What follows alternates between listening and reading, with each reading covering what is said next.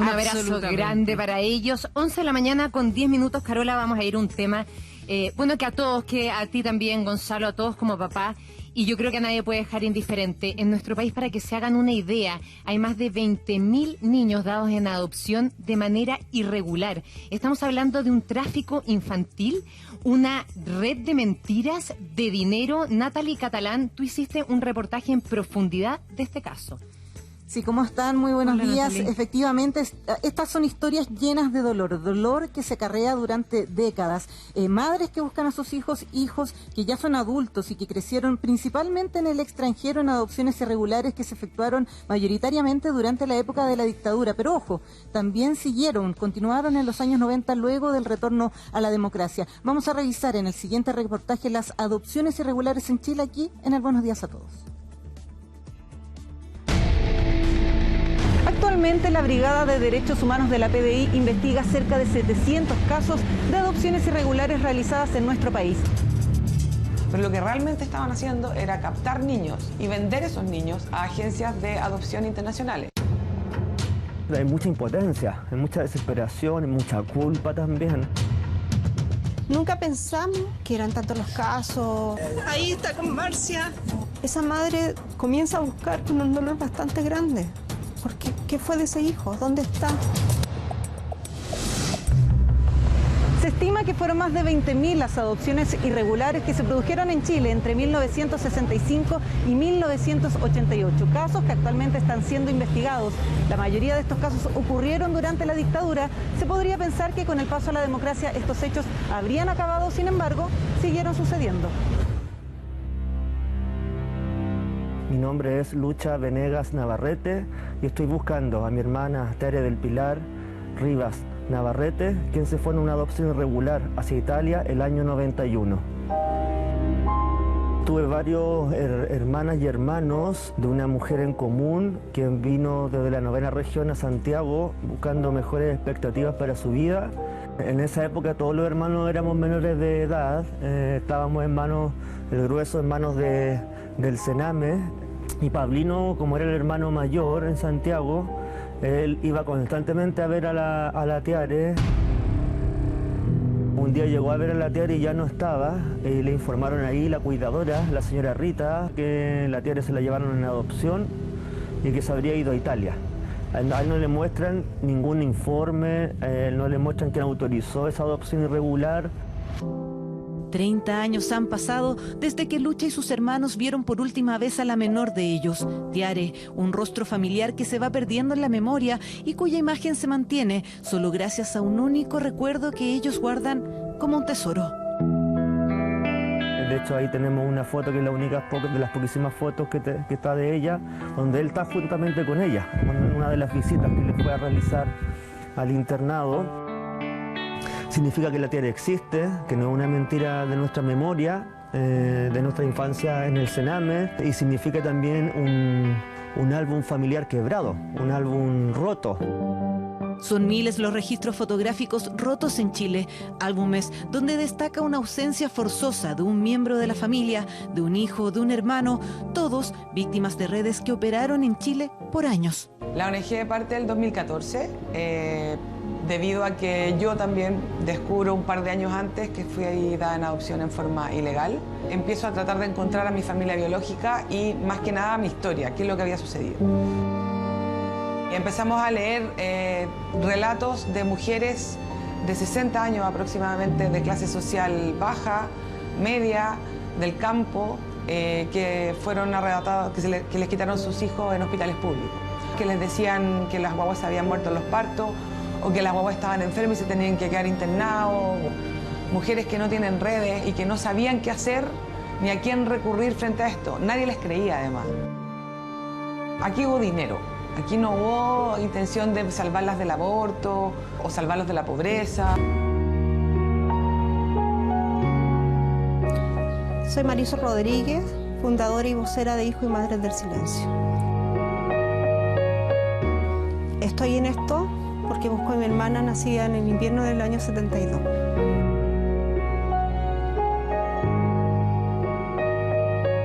Cada día llegan más casos y cada día que pasa en que van cumpliendo mayoría de edad las personas, O sea, los hijos que fueron adoptados, robados, adoptados ilegalmente, van apareciendo muchos más casos. Una madre que cuando va a hacer su trámite del bono por hijo, se encuentra que ese hijo al que le dijeron que había fallecido y no le entregaron cuerpo, estaba inscrito con un nombre que ella no le puso, pero estaba inscrito con la fecha de nacimiento. Esa madre comienza a buscar con un dolor bastante grande, porque ¿qué fue de ese hijo? ¿Dónde está? Se empieza a cuestionar que por qué en ese momento que le dijeron que su hijo había fallecido y que no le pudieron entregar el cuerpo, ¿por qué no fue y lo pidió? Era vulnerable. Que no se culpe, que ella fue vulnerada, que fue una víctima. Actualmente la Brigada de Derechos Humanos de la PDI investiga cerca de 700 casos de adopciones irregulares realizadas en nuestro país. La mayoría de estos niños fueron dados en adopción al extranjero, en países como Italia, Francia y Suecia.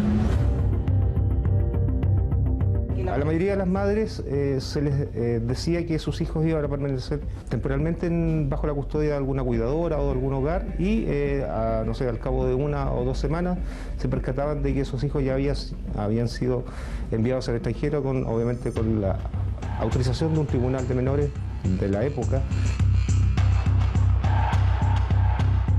Principalmente en base a que los menores eran declarados en estado de abandono, o sea, estamos hablando de informes ideológicamente falsos. A todos los padres que adoptaban se les decía que debían pagar altas sumas de dinero por conceptos de los gastos administrativos. Un modus operandi que se repite una y otra vez y que incluso llevó a que recientemente Suecia iniciara una investigación ante la detección de más de 60.000 casos en ese país, la mayoría de niños chilenos. Acabo de ser nombrada como investigadora de las adopciones internacionales realizadas en Suecia desde 1950 hasta hoy. Desde Chile, creemos que son unos 3.000 niños que fueron adoptados. Y aunque se estima que en nuestro país son al menos 20.000 los niños que fueron arrebatados a sus familias, esta cifra podría ser aún mayor. Hemos encontrado archivos en poder de asistentes sociales que nos permitirían deducir que pueden ser muchos más los casos, obviamente, de los que se están investigando. Todas estas adopciones regulares hacia Europa por parte del Estado de Chile, que una pensara que solamente esto duró en lo que se conoce como la dictadura, que hasta el año 89-90, sino que esto también ocurrió durante los 90, inicios sobre todo los 90, con muchas personas pobres, porque hay una característica que cruza todos estos casos, que son la pobreza, que son la falta de red, que son la falta de contactos, que son la falta de información. Nosotros estimamos que dentro de los casos que tenemos más del 10% de los casos que fueron fuera de dictadura. Parte de la democracia, entra el Sename ya a trabajar firme. Sename, lamentablemente, en los primeros 15 o 20 años mandaron 10.000 niños a Italia. ¿Por qué mandaron 10.000 niños a Italia? ¿Por qué solamente mandaron niños a Italia? ¿Y cómo salían del país? Los jueces que están involucrados en esto, que para mí también es tráfico, pero es tráfico más legal, entre comillas, decían que los padres eran inhabilidad parental. Las personas que estaban en ese minuto a cargo del Sename pensaron que era la mejor decisión sacar a los niños del país para salvarlos de la pobreza, pero ojo, también los sacaban por dinero. Los padres adoptivos italianos pagaron por los niños.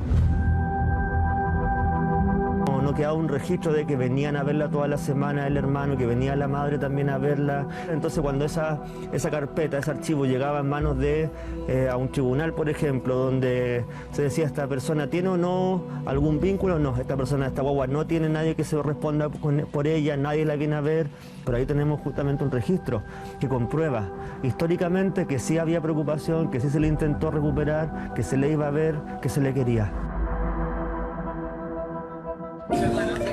Ahí viene Marco. Ahí está con Marcia, su hermana.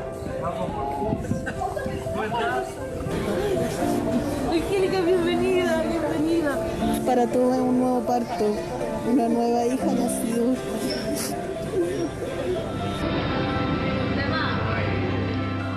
vez que una madre encuentra, para nosotros es algo maravilloso.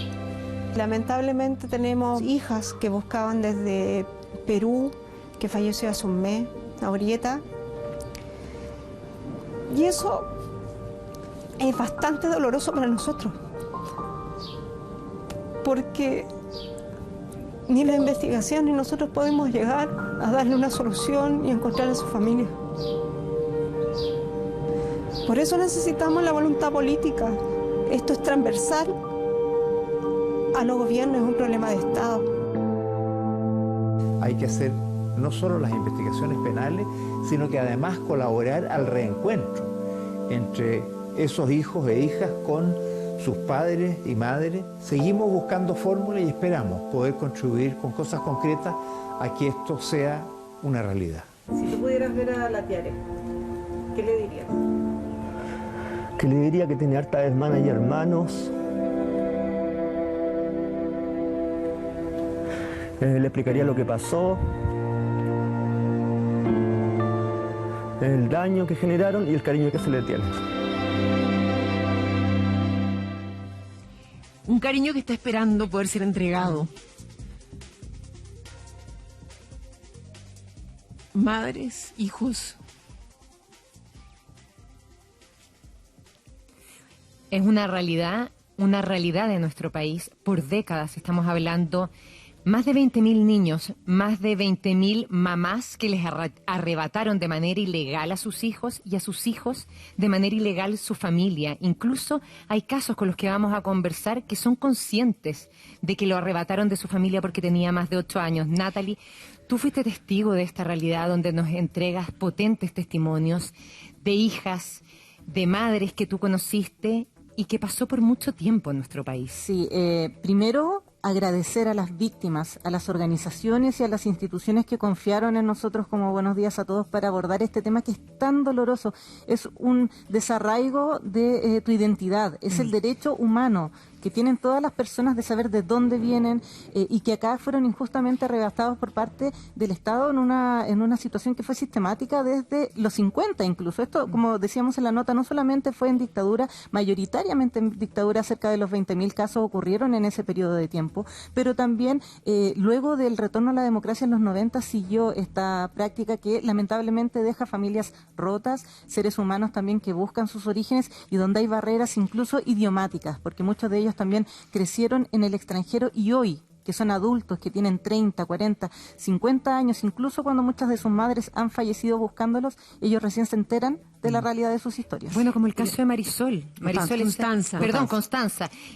A los 38 años, supiste tu verdad, sí, como nos decías en la nota.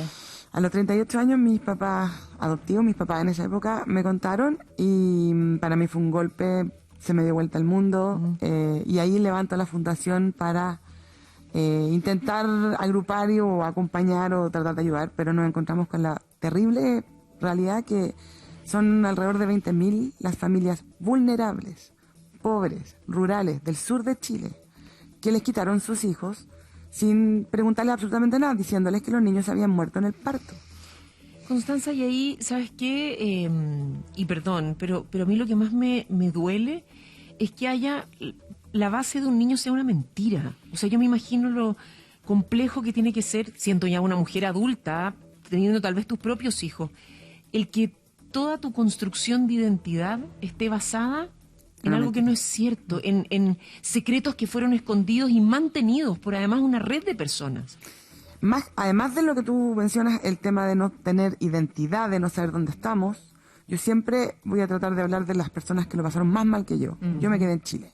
Mi familia me adoptó y fuimos muy felices, pero la gran mayoría de los niños, hoy día adultos, están fuera de Chile. Además de que fueron traficados, les quitaron su cultura, su idioma, su país. Hablan otro idioma, de hecho, vamos a tener un contacto con ellos. Ellos son los que realmente están moviendo a los estados fuera de Chile, en Europa. Hoy día Holanda y Suecia ya hicieron declaraciones a nivel nacional de que están empezando a hacer investigaciones y de hecho Holanda paró las adopciones internacionales. Nosotros hoy día llevamos muchos años trabajando con el gobierno, sobre todo con el ministro Larraín, que tenemos un proyecto muy interesante con el examen de ADN, Y hoy día sabemos que para el presidente esto es súper importante y él se va a hacer parte de una declaración pública diciendo que esto sí sucedió en Chile. Constanza, ¿y este examen de ADN qué tan disponible está? Porque así como hay tal vez familias que están, o adultos hoy en el extranjero tratando de encontrar a sus familias, pero hay quienes, como veíamos en la nota, Lucha que está buscando desde aquí hacia allá. Por lo tanto, hay disponibilidad, me imagino que no es un trámite barato, no es fácil de conseguir. Pero con el ministro Hernán Larraín tenemos un proyecto que va a salir muy pronto y que la idea es entregar esto a través del Estado. Ojalá para poder Porque esto reparar. es una de manera marca, gratuita. no es de forma gratuita. Para las personas que estén metidas en la investigación que lleva el ministro Mario Carroza y Jaime Balmaceda. Claro que esta es una de las herramientas Es una que de las utilizan herramientas. para hacer la búsqueda. Es una de las tantas redes. De hecho, que yo tienen. encontré a mi familia biológica exclusivamente debido al examen de ADN internacional. En Chile no existen bancos de ADN nacionales.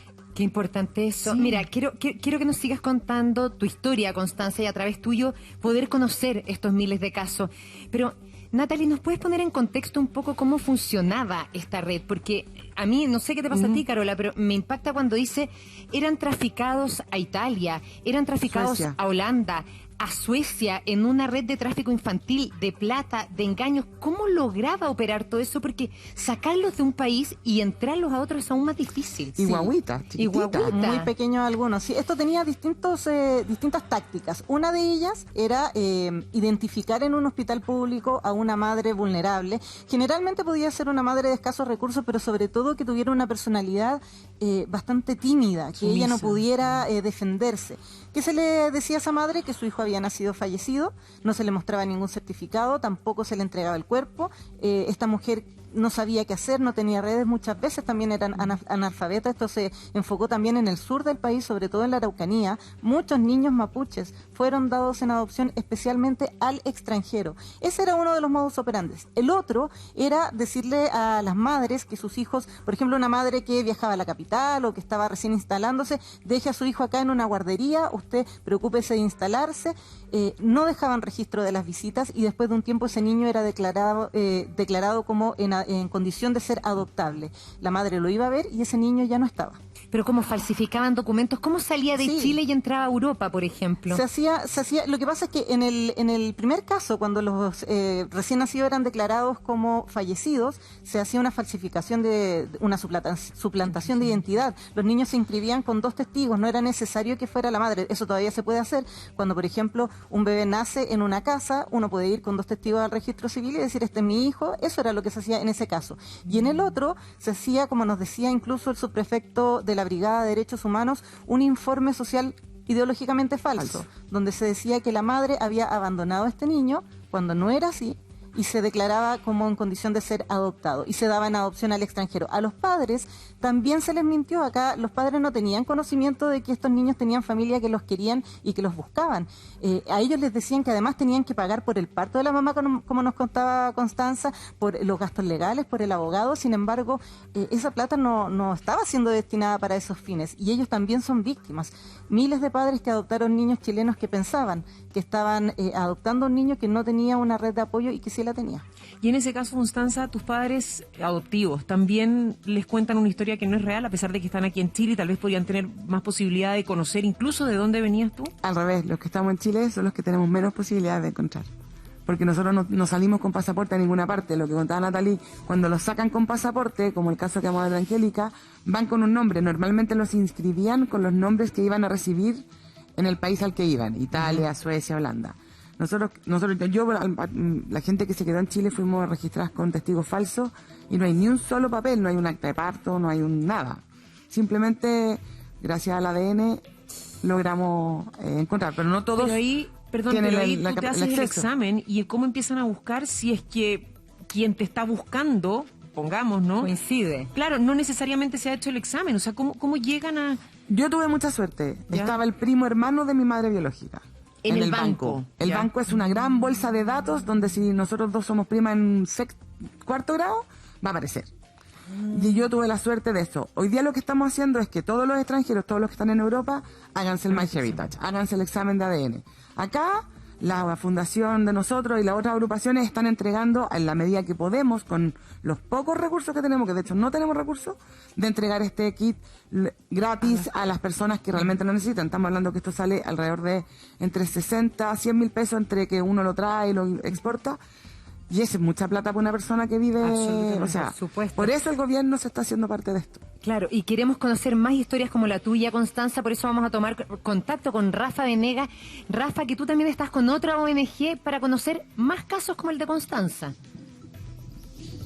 Es que ese es el punto. Muchas veces estas historias empezaron a surgir una, otra, y Marisol y Ana María nos decían, por ejemplo, que algo que ellos pensaban que solo les afectaba a ellas, empezó a encontrar, tú me decías, Marisol, una historia con calco en otra familia, en otra persona que también ha tenido una búsqueda eterna. Marisol, gracias por estar con nosotros. Bueno, nosotros tenemos miles de madres e hijos que buscan en nuestra agrupación. Tenemos más de 15.000 personas en nuestra agrupación, en el cual ayudamos gratuitamente. Invitamos a toda esa madre que le dijeron que su hijo había fallecido, no le entregaron cuerpo, que desaparecieron desde los hogares, a un hijo que no sabe de dónde salió, o sea, que tiene se sabe que es adoptado, pero no tiene papeles, que hay una adopción ilegal, entre comillas, que decía falsa. Lo invitamos a nuestra agrupación a contactarse con nosotros, Hijos y Madres del Silencio. Estamos en todas las redes. Trabajamos gratuitamente, ellos pueden llegar, que nadie, o sea, que el gobierno se haga cargo de esto, que vuelva a la banca de huellas genéticas. Eso, disculpa, Marisol, y eso es súper importante indicarlo. Esto nace porque a ti te ocurre. Sí. Y tú empiezas a tener una experiencia que luego encuentras que la historia se repite con calco en otros. Cuéntanos cómo se origina, cómo te das cuenta de todo esto, porque muchas veces estas historias son las que permiten a otros, que a lo mejor ven este tema de más lejos, entender. Porque dicen, pero ¿cómo es posible que sepan después? ¿Cómo? No lo entiendo, no lo creo, dicen algunos también. Marisol, ¿cómo fue tu caso? Bueno, como de mi mamá y muchas madres que le dijeron que su hijo había fallecido, mi madre me decía que tenía una hermana que estaba en el cielo. Yo a medida que fui creciendo le fui pidiendo explicaciones de esa hermana que tenía, y en algún momento le digo que vamos al cementerio a dejarle flores. ¿Tú qué edad tenías más o menos cuando ya tienes noción? 6, 7 años. Que no encontraba lógico que no me llevara. Entonces me dice, no, es que yo la tuve, falleció y no me entregaron su cuerpo. Lo dejaron para estudio, para avisarme posteriormente que por qué había fallecido y para que yo tuviera más hijos. O sea, Disculpa, ¿en qué hospital? ¿En qué lugar? En el J. Aguirre, en el año 72, en el invierno del año 72. O sea, esto no es el sur, no es un lugar perdido, no es un sector rural, es la región metropolitana. Sí, es la región metropolitana y esto se repite sistemáticamente en todo Chile. No hay lugar a donde no haya pasado esto, ¿sí? Por eso, vuelvo a repetir, necesitamos que se restituya a la banca de huellas genéticas que el ministro de Justicia comprometió y luego la bajaron. Porque esa es una forma, así como los detenidos desaparecidos, las abuelas de Mayo, tienen una banca genética nacional. Porque ese ADN internacional, que si bien también lo usamos y lo sabemos trabajar, está desde Estados Unidos. Y yo tengo certeza que yo soy Marisol Rodríguez, pero no tengo certeza con quién me voy a encontrar en el match dentro de esa banca de huellas genéticas. Falta esa herramienta, y Marisol lo dice con claridad, es muy importante. La experiencia que nos contaba Marisol es cómo va creciendo con esta búsqueda eterna. Ana María luego nos va a contar también otra cosa, porque en el caso de ella, su sobrina, el concepto es sustracción. Pero habría sido secuestrado, tenía 5 años la sobrina de Ana María. Entonces en estudio luego vamos a ver esa historia porque es realmente impactante, Mari y Carola. Muy bien, Rafa, claro que sí, les mandamos un abrazo cariñoso a las dos y a tantas más que nos puedan estar viendo y que sean parte también, o que durante años hayan estado llorando a ese hijo que nunca pudieron ni siquiera ver, muchas de ellas. Natalie, tú nos tienes además otra historia, una que, como nos decía Constanza antes, perdió no solamente a sus padres biológicos y a su familia, sino que sus raíces, su idioma, los olores, las temperaturas, todo lo que te puede llevar a tener recuerdos de dónde eres. Claro, acá la investigación ha dado cuenta que se traficaban niños recién nacidos hasta incluso 8 años. Es un margen de tiempo bastante grande a esa edad de la vida, a ese nivel de la vida. De todo. Y justamente el caso que vamos a conocer a continuación de Angélica desde Holanda, que ya la vemos en pantalla, Ella tenía 8 años cuando fue dada en adopción a Suecia desde Chile. Ella ya tenía recuerdos, ella reencontró a sus raíces, también un trabajo arduo, y esto también la motivó incluso a crear una organización internacional que tiene presencia en 15 de los 19 países donde se han detectado este tipo de casos. Angélica, un gusto, muchas gracias por acompañarnos y cuéntanos también cómo fue tu experiencia después de haber sido adoptada a los 8 años, cuando tú tenías todos los recuerdos de tu madre y tu familia. Muchísimas gracias por invitarme a lo primero, y sí, lo voy a explicar, es de tener recuerdo de un país es bastante diferente de ser un bebé. Yo recuerdo toda mi infancia, tengo recuerdos de mis primos y primas, mi abuela y las calles, la comida. Y fíjate que tu vida cambia así de un día de la otra, porque un hombre que todavía está caminando las calles del pueblo donde yo crecí, tomó la posibilidad de violar no solamente a mí, pero a mi madre. Pero con esta violación yo entraba al hospital en nacimiento, y esto fue el momento cuando el asistente social ella creó una distancia, porque yo estaba muy enferma. Ella hablaba con mi mamá que yo necesitaba una otra medicamento, una otra hospital muy fuera de nacimiento, pero realmente yo fui a un orfanato en Angol. Y como mi mamá era pobre, no tenía mucho dinero, con otras circunstancias también, mi otro papá, que no es mi padre biológico, él tenía una depresión bastante grande, porque mi mamá tenía un hijo y él falleció como pocas horas de su nacimiento, y con esta depresión que él tenía, así hemos encontrado en la calle. Y fíjate, una madre con 3 hijas durante la época de la dictadura, con toda esta violencia. ¿Dónde va una madre sin dinero? Claro, Angélica, en tu caso se creó un caso, una ficha donde decía que tu madre no te iba a ver porque justamente te mandaron a un sector muy alejado de donde ustedes vivían. Sí. Claro, en el caso de Angélica vemos un poco lo que contábamos, estas fichas ideológicamente falsas. Y claro, a mí, sí, Angélica, de verdad, 1000 gracias por hablar con nosotros. Un gusto saludarte. Te habla por aquí María Luisa Godoy. Tu caso es brutal, y es brutal, a diferencia de los otros, son todos tremendos, pero el tuyo, por lo que tú nos decías, porque sabes quién es tu abuela, te acuerdas de ella, de tus primos, de tu mamá. O sea, a ti cuando literalmente te roban, ¿tú eras consciente de eso? ¿De que te estaban sacando del lado de tu mamá? ¿Tú qué creías cuando tenías prácticamente 9 años? Mira, esto que fue uno de los más problemáticos momentos en mi vida, de llegar a un país, una otra parte del mundo, cuando todo era completamente diferente. La gente, la manera de hablar, porque yo era la única persona en este momento, bueno, hablaba mejor español que ahora, pero nadie, absolutamente nadie me entendió. Todos los días estaba con un libro de diccionario con mi mamá, intentando de hablar sueco y español. Me sentí súper solita en esta época. Y no es solamente que alguien está sola, es que también la distancia, no entender, pero ¿por qué estoy aquí? ¿Qué estoy haciendo acá?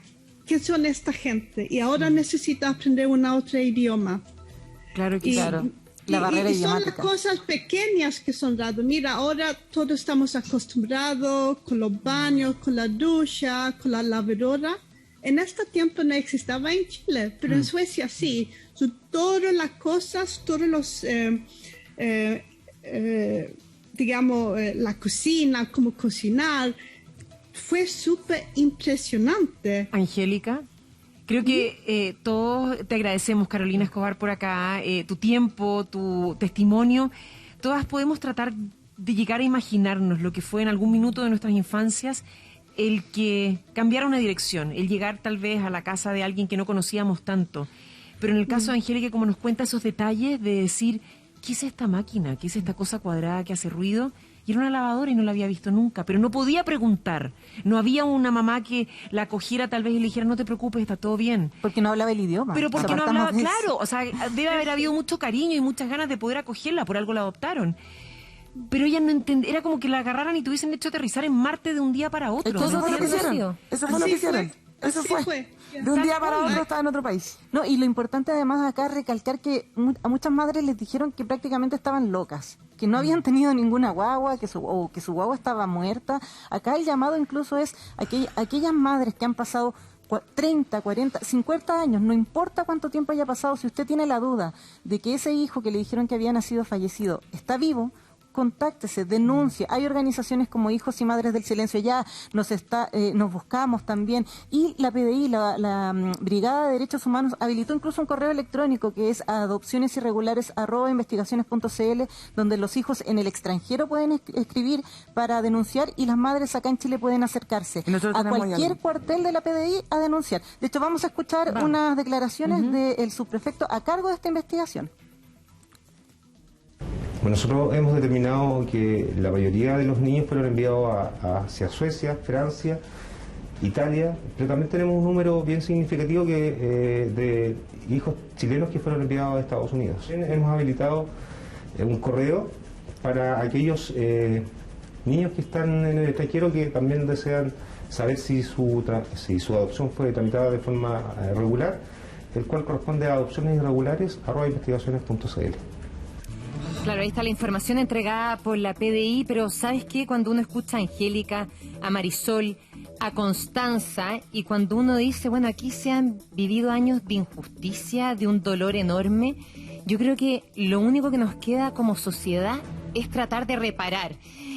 Como bien decía Constanza, que el gobierno reconozca lo que aquí sucedió, que a esos niños se les pueda entregar su verdad, que hoy día son adultos y puedan reconstruir su pasado, su presente, su futuro y sus raíces. Así que nos sumamos a esta ayuda. Gracias. Constanza, a Marisol, a Angélica, para todos ustedes un beso y abrazo gigante. Antes que Carola. el 4 de diciembre, a través de Zoom, va a haber una conferencia. Angélica preside una organización que se llama Chilean Adoptees Worldwide. Nosotros somos Fundación Nos Buscamos. Trabajamos colaborativamente y el 4 de diciembre hay un Zoom para toda la gente que quiera meterse, madres que crean que le robaron un niño, adoptado, gobierno, periodistas. Ambas fundaciones tienen sus redes sociales para que las personas que necesitan ayuda también se puedan poner en contacto. Bueno, y lo vamos a poner